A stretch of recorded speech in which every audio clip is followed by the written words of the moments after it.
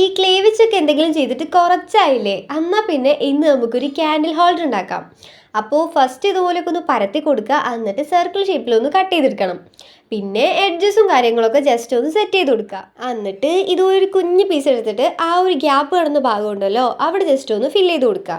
പിന്നെ സർക്കിൾ ഷേപ്പിൽ ഞാൻ ചെയ്ത് ശരിയാവില്ല എന്നുള്ളതുകൊണ്ട് വളച്ച് വളച്ച് കൊടുത്തിട്ടുണ്ടായിരുന്നു. അപ്പോൾ നമുക്കൊരു ലീഫിൻ്റെ സ്ട്രക്ചർ കിട്ടുകയും ചെയ്യും, സംഭവം കൊളാവുമില്ല. അപ്പോൾ അങ്ങനെ ചെയ്തു കൊടുത്തു.